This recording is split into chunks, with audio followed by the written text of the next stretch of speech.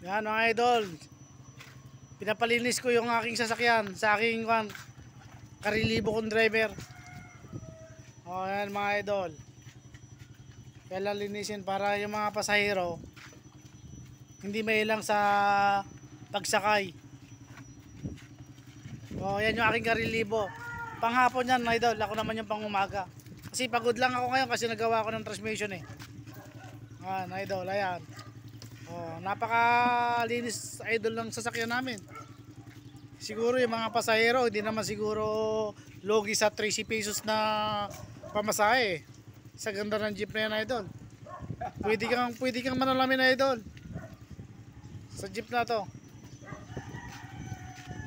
Ayan idol ang panghapon. Ang pangalan niya na idol ay si Tyson. Oh, yan ang naglilinis ngayon.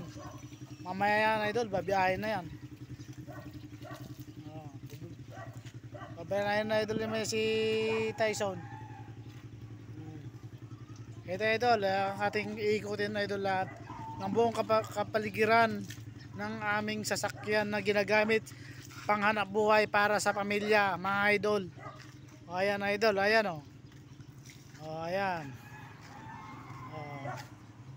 Ayan idol, ang pangalan idol ng sasakyan na yan, Idol Hunter. O ayan. Idol. O ayan, idol. O kaso sa kabila idol, medyo masikip. O dito idol, ibabalik ulit natin. Ating bibidyohan idol ang nasa loob. Kung maganda rin ba ang loob ng upuan ng ating panghanap buhay na sasakyan. Ayan idol. Oh, mukhang maganda naman na idol, malinis. Oh, may basurahan pa yan idol. Oh, ayan. Sigurado ang mga pasahero kahit nag-opisina hindi mahihiyang sumakay. Ayan idol ang mayari, naglalakad. Oh, ayan idol ang driver na pinakapugi. Oh, ayan. Idol, oh. Oh.